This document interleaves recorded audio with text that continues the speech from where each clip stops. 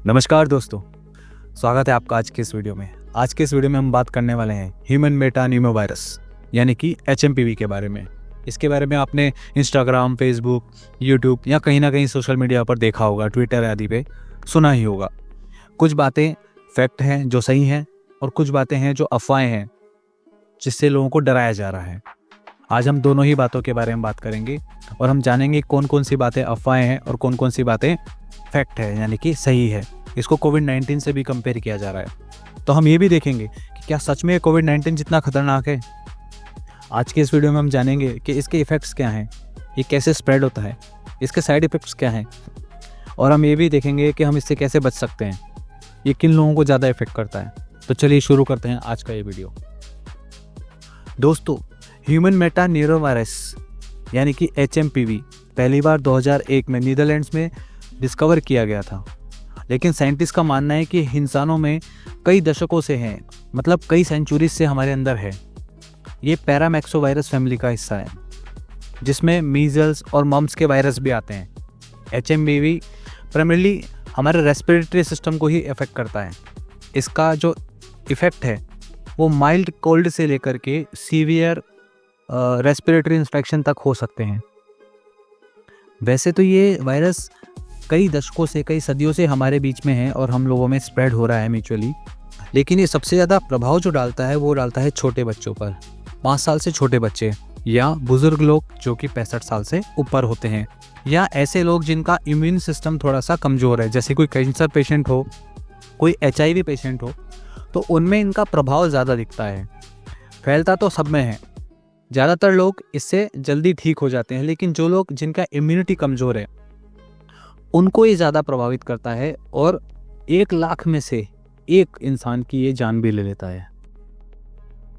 बच्चे और बुजुर्ग के अलावा जिन लोगों को अस्थमा, COPD जैसे क्रॉनिक डिसीजेज होते हैं या क्रॉनिक कंडीशंस होती हैं, इन लोगों के लिए HMPV जो है एक बड़ी चिंता का कारण है। हालांकि ज़्यादातर हेल्दी अडल्ट्स में ये सिर्फ माइल्ड कोल्ड जैसे सिम्टम्स ही होते हैं और उसके बाद में ये ठीक हो जाता है, बिना किसी सीवियर ट्रीटमेंट लेने के बिना ही ये ठीक हो जाता है। दोस्तों, अगर हम बात करें इसके सिम्टम्स की, तो रेस्पिरेटरी इन्फेक्शंस मेन इसका सिम्टम है। अगर माइल्ड सिम्टम की बात करें तो रनी नोज़, आपकी नोज़ बह सकती है, नाक का बहना, खांसी, गले में सूजन, हल्का सा बुखार, ये इसके माइल्ड सिम्टम्स हैं। मॉडरेट सिम्टम्स हैं सांस लेने में दिक्कत होना, ठीक है। इसके अलावा अगर सीवियर सिम्टम्स की हम बात करें तो निमोनिया हो सकता है, और ये निमोनिया वगैरह ज़्यादातर उन लोगों में होता है जिनका इम्यूनिटी बहुत कमज़ोर है।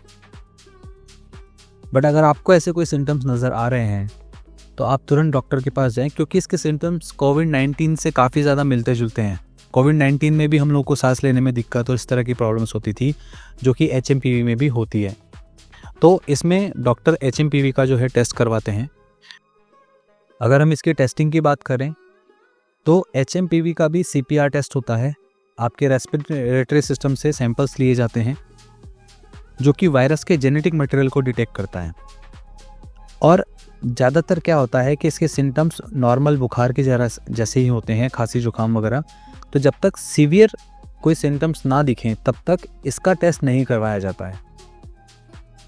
और जैसा कि वायरस के केस में होता है, जैसे दूसरे वायरस की कोई दवाई नहीं है, वैसे ही HMPV की भी कोई पर्टिकुलर दवाई नहीं है। तो जो सिम्टम्स दिखते हैं, खांसी, जुकाम, बुखार, निमोनिया, अकॉर्डिंगली ट्रीटमेंट दिया जाता है। और अगर कोई बहुत ज़्यादा सीवियर है तो उसको ऑक्सीजन थेरेपी दी जाती है, उसको ऑक्सीजन पे रखा। अगेन बात आती है कि ये स्प्रेड कैसे होता है। तो एकदम कोविड-19 की तरह, जैसा कि हमें पता है कि अगर कोई खांसता है, कोई छींकता है, तो उसके मुंह से जो ड्रॉपलेट्स निकल रहे हैं उसके साथ में ये वायरस बाहर निकलता है। किसी सरफेस को अगर हम लोग टच कर लें, इन्फेक्टेड सरफेस को, तो हमारे तक आ जाता है। अगर हम उसी हाथ से अपने मुंह को टच करें तो हमारे अंदर भी वो चला जाता है। इससे बचेंगे कैसे? बचने का तरीका आप सबको कोविड सिखा चुका है। अपने हाथों को धोएं, साबुन से धोते रहें बार बार, किसी भी सरफेस को टच ना करें। किसी इन्फेक्टेड सरफेस को टच करने से जहाँ पे हमें लगता है कि हाँ ये इन्फेक्टेड हो सकती है, उससे दूर रहें। आप मास्क यूज़ कर सकते हैं। मास्क दिन भर पहनना पॉसिबल नहीं होता है, तो क्राउडेड स्पेस पे जाने से बचें। अगर किसी को खांसी जुकाम है तो उससे दूर रहें। यही तरीका है इसके बचाव का। हालांकि HMPV कोविड-19 जितना अटेंशन तो नहीं ले पाया, लेकिन ज़्यादातर दुनिया भर में जितने भी रेस्पिरेटरी इन्फेक्शंस हैं उसका एक बहुत बड़ा कारण है ये वायरस, HMPV वायरस। अगर हम इस वायरस के बारे में समझते और प्रिकॉशंस लेते हैं तो हम इसको स्प्रेड होने से बच सकते हैं। और सबसे ज़्यादा प्रॉब्लम है बच्चे और बुज़ुर्ग लोगों के साथ, तो उनको प्रोटेक्ट करना बहुत ज़रूरी है। वीडियो को पूरा देखने के लिए बहुत बहुत धन्यवाद। अपना ध्यान रखें, स्वस्थ रहें। मिलते हैं अगली वीडियो में, तब तक के लिए नमस्कार दोस्तों।